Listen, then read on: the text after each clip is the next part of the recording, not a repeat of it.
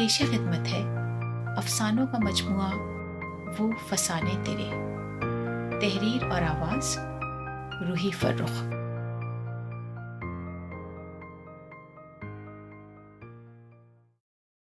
بھولے سے مسکرا تو دیے تھے. چوڑیوں کی کھنکھناہٹ کے ساتھ ہی ایک بلند قہقہا کوریڈور میں گونجا. برتن دھوتے ہاتھ ایک لمحے کو روک کر فریدہ نے باورچی خانے کی کھڑکی کے پردے کی جھری سے باہر جھانکا. یاسمین ایک ہاتھ میں ڈھیروں شاپنگ بیگز سنبھالے دوسرے ہاتھ سے فلیٹ کا تالا کھولنے کی کوشش میں مصروف تھی. ایک کان کے نیچے سیل فون دبائے وہ نہ جانے کس سے باتوں میں مگن تھی اور بات بات پر ہنس رہی تھی. اس گرمی میں اس نے چیختے ہوئے سرخ رنگ کے پرنٹڈ لان کے سوٹ کے ساتھ میچنگ جیولری اور میک اپ کا حسب معمول خاصا جی بھر کے اہتمام کیا ہوا تھا. چنا ہوا دوپٹہ گلے میں جھول رہا تھا اور تازہ تازہ شیمپو کیے ہوئے بال گالوں پر بکھرے تھے. اس کا چہرہ کچھ دھوپ کی تمازت اور کچھ اس خوشی سے تمتما رہا تھا جو اس کے اندر بھری تھی.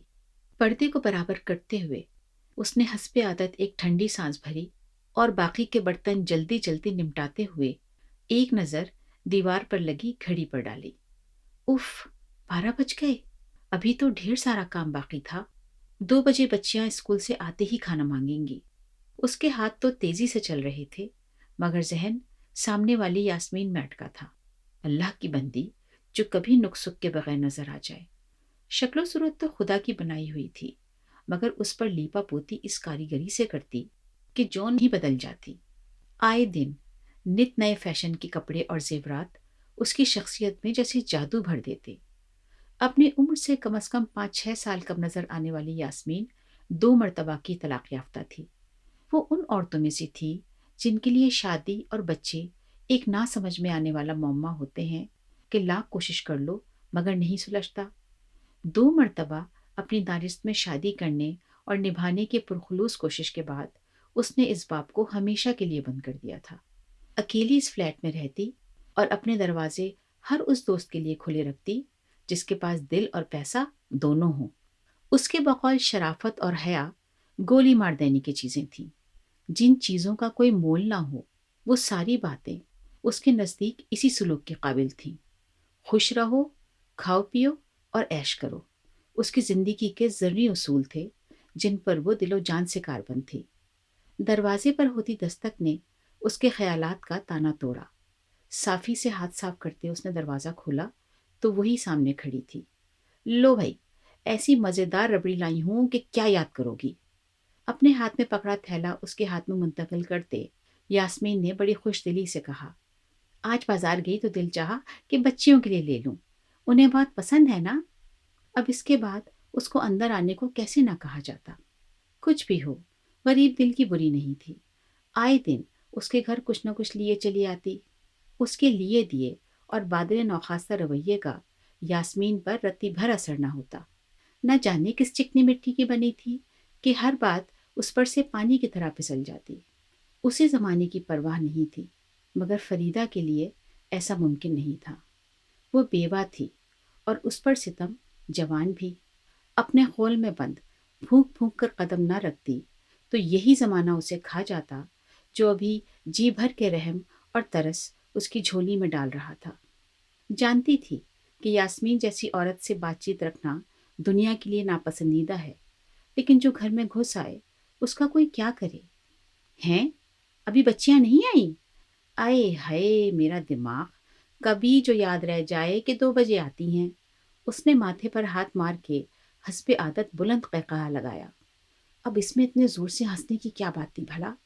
فریدہ نے گھبرا کے کھڑکی بند کی. لو بھلا، میرے گھر سے اتنے زور سے ہنسنے کی آواز باہر گئی ہوگی. لوگ کیا سوچیں گے. اس لوگ کیا سوچیں گے نے جیسے اس کے جسم اور ذہن کے روئے روئے کو جکڑ رکھا تھا. کیا ہوا بھائی، کھڑکی کیوں بند کر دی اتنی گرمی میں؟ اور یہ گھر کے اندر اتنی بڑی چادر کا بکل مارے کیوں پھر رہی ہو آخر؟ ایک آدھ ٹھنڈی ہوا کا جھونکا تو اپنے نصیب میں رہنے دو، یا اس پر بھی پابندی ہے؟ جب تک وہ اس کے لیے چائے بنا کر لائی یاسمین اپنے سینڈلز میں جکڑے پاؤں آزاد کر کے صوفے پر آلتی پالتی مار کر بیٹھ چکی تھی. کیوں گھن لگا رہی ہو اپنی صحت اور جوانی کو یوں کڑ کڑ کر؟ چائے پیتے ہوئے اس نے بات آگے بڑھائی۔ ذرا باہر نکل جایا کرو، دھوپ لگے گی تو یہ جو مسکینیت تاریخ کی ہوئی ہے نا تم نے اپنے اوپر، سب بھاپ بن کے اڑ جائے گی۔ دنیا میں نکلنا، لوگوں سے ملنا، بات کرنا تو کوئی گناہ نہیں ہے۔ اس 10 گز کی چادر کے خول سے باہر آؤ تو تمہیں پتہ چلے کہ زندگی کتنی خوبصورت چیز ہے۔ جو گزر گئے ان کے پیچھے مر تو نہیں جاتے، تم اس حالت میں بھی لاکھوں میں ایک ہو۔ ذرا سا اپنا خیال کر لینے میں کیا حرج ہے؟ ہنسنے بولنے میں تو کوئی برائی نہیں، خوشی پر تو سب کا حق ہے کہ نہیں؟ وہ بولے گئی اور فریدہ چپ چاپ سنتی گئی۔ پتہ نہیں کیوں اس کا یہ سب کہنا اسے اب برا نہیں لگتا تھا۔ شاید اس لیے کہ اور سب کی طرح وہ اس پر ترس نہیں کھاتی تھی، رحم کی بارش نہیں برساتی تھی، بلکہ کچھ ایسا کہتی تھی جو اس سے اور کوئی نہیں کہتا تھا۔ اس کے تو اپنے بھی اس کو یوں بے حال دیکھ کر کبھی نہیں ٹوکتے تھے۔ کسی کے دل میں اس کی اجڑی صورت اور بکھرے بال دیکھ کر ہول نہیں اٹھتے تھے۔ کوئی اس کی ویران آنکھوں کو دیکھ کر یہ نہیں کہتا تھا کہ خوش رہا کرو۔ سب جیسے اپنی اپنی جگہ مطمئن تھے کہ ایک بیوہ کے فرائض وہ بخوبی انجام دے رہی ہے۔ اس نے اپنی نوعمری کے انمول سال ایک ایسی ماں کی کڑی نگاہوں کے سائے تلے گزارے تھے جس کے نزدیک عورت کے لیے آنکھ کی حیا اور دل کی پاکیزگی سے بڑھ کر کوئی زیور نہیں تھا، جس سے اس نے صرف اور صرف اپنے شوہر کو اپنی روح اور جسم کا مالک ہونے کا درس پایا تھا، جسے کہیں باہر تو کیا اپنے خاندان کے لڑکوں سے بھی بلا ضرورت بات کرنے کی عادت نہیں تھی۔ اس کا اپنی ہم عمر اور ہم جماعت لڑکیوں کی طرح کبھی کوئی افیئر نہیں چلا، اور اس ساری تپسیا کا صلہ اسے 22 سال کی عمر میں 37 سالہ آفاق کی صورت میں ملا، جسے اس نے ایک فرما بردار مشرقی بیٹی کی طرح سر جھکا کر قبول کر لیا تھا۔ اتنے فرق پر بھی لوگ ایک عمر ساتھ گزارتے ہیں، لیکن فریدہ کی بدقسمتی کہ شوہر کو آنن فانن ایک موذی مرض نے گھیر لیا اور وہ وقت سے بہت پہلے 2 بچیاں اس کے حوالے کر کے چل بسے۔ اس کے بعد سے بیوگی کے دن وہ زندگی کی ہر خوشی اور امنگ سے منہ پھیر کے گزارے جا رہی تھی کہ مرحومہ ماں کی تربیت اور گھٹی میں بڑی شرافت کا یہی تقاضا تھا۔ لیکن اب یاسمین کی باتوں نے گویا اس کی ٹھہری ہوئی ساکت زندگی میں ارتعاش پیدا کر دیا تھا۔ اس دن اور اگلے کئی دن یاسمین کی باتیں اس کے کانوں میں گونجتی رہیں۔ واقعی کیا حرج ہے اگر وہ کچھ اپنا خیال کر لے، کوئی اچھا رنگ پہن لے؟ کسی کا کیا بگڑے گا اگر وہ تھوڑا سا ہنس لے، کچھ خوش ہو جائے؟ اس دن اس نے نہا دھو کر ایک ایسا جوڑا پہنا جس کو وہ بیوگی کے معیار کے مطابق عرصہ ہوا متروک قرار دے چکی تھی۔ ہلکے گلابی رنگ کے اس جوڑے کا قصور یہ تھا کہ وہ اس پہ جچتا بہت تھا۔ آئینے میں نظر آتا اس کا عکس یاسمین کی باتوں کی تائید کر رہا تھا۔ واقعی وہ اب بھی دیکھنے کے قابل تھی۔ اتنے عرصے کی سوگواریت نے اس کا کچھ نہیں بگاڑا تھا۔ اپنے گھنے بالوں اور شفاف جلد کے ساتھ وہ کہیں سے بھی 2 بچوں کی ماں نہیں لگ رہی تھی۔ اس نے بالکنی سے باہر جھانکا۔ ایک سنہرا خوبصورت دن جیسے اسے باہر بلانے لگا۔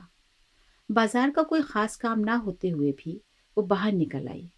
آج وہ خوش تھی، فضا خوبصورت اور ہوا خوشگوار تھی۔ اس نے بلا ضرورت کئی چیزیں بچیوں کے لیے لے لیں۔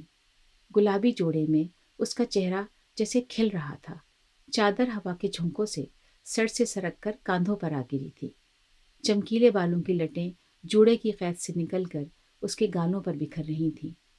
اسے احساس بھی نہ ہوا اور وہ چلتے چلتے اپنے محلے سے خاصی دور نکل آئی۔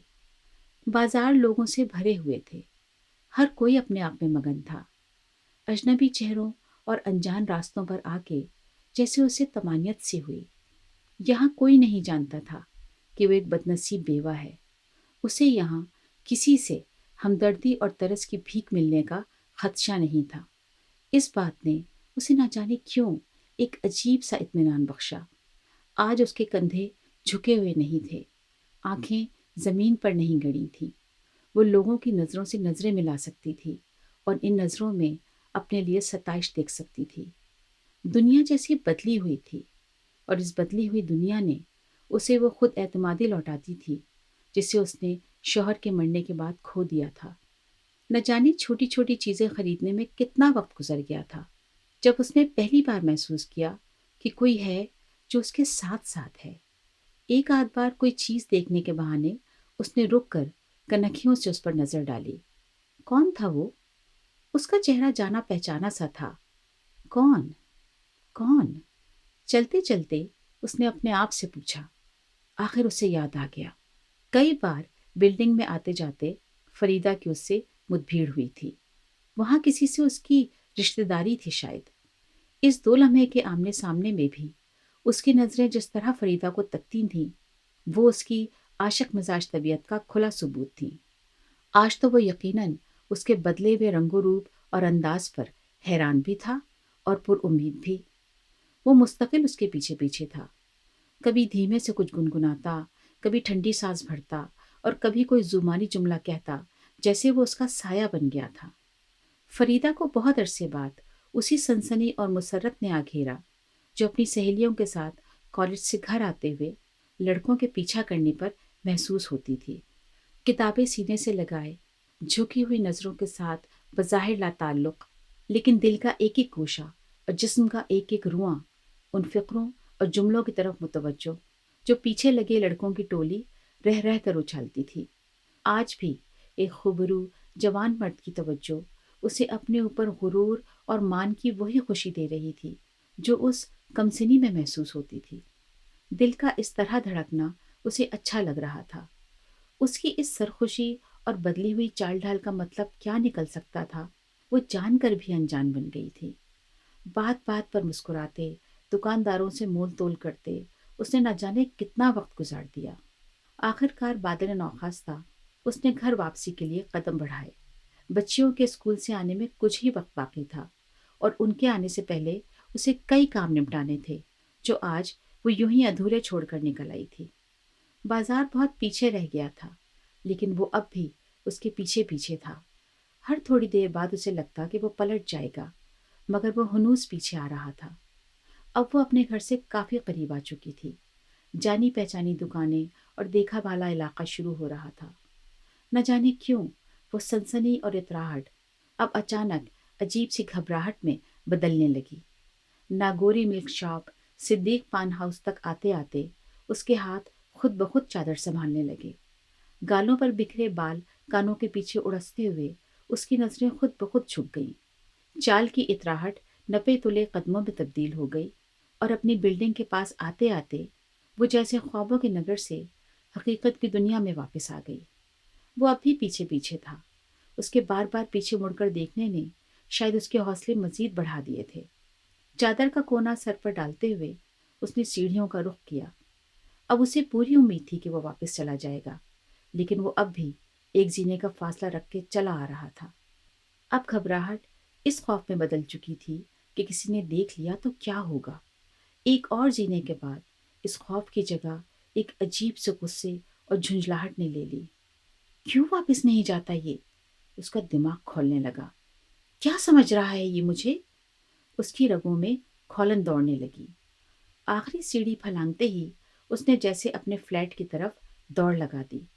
اپنے دروازے کا تالا کھولتے ہوئے اس نے سنسان کوریڈور کے سرے پہ اسے کھڑا دیکھا، جیسے کسی اشارے کا منتظر، کسی نوازش کا طلبگار۔ اب وہ اپنے گھر کے سامنے تھی۔ تحفظ کے احساس کے ساتھ ہی اپنی ذات کی ہتک کے خیال نے اس کے اندر جیسے آگ بھر دی۔ کیا ہے؟ کون ہو تم؟ اس نے زور سے کہا۔ کیا چاہتے ہو؟ کیوں میرا پیچھا کر رہے ہو اس طرح؟ کیا کیا سمجھ رکھا ہے تم نے مجھے؟ غصے میں کھولتے اس کے چہرے اور ان بے ربط جملوں سے جیسے وہ حیرانی سے بتک کر پیچھے ہٹا۔ تم نے مجھے کوئی ایسی ویسی عورت سمجھا ہے کیا؟ اب وہ چیخ رہی تھی۔ وہ جو بساط کے یوں یکدم پلٹ جانے پر ہکا بکا کھڑا تھا، اس کے چیخنے پر گھبرا کے یہاں وہاں دیکھتا تیز تیز قدموں سے واپس مڑ گیا۔ میں ایسی ویسی عورت نہیں ہوں۔ میں اس نے گھر میں داخل ہو کر اپنے پیچھے دھڑ سے دروازہ بند کیا۔ وہ اب رو رہی تھی۔ اپنی چادر سنبھالتے ہوئے وہ وہیں دروازے کے پاس زمین پر بیٹھ گئی۔ میں ایسی ویسی عورت نہیں ہوں۔ سنا تم نے؟ میں یاسمین نہیں ہوں۔ آنسو سے تر چہرہ دیوار کے ساتھ لگا کے وہ سسکیاں لیتے ہوئے کہے گئی، میں ایک شریف عورت ہوں، سنا، میں ایک شریف عورت ہوں۔ شریف عورت،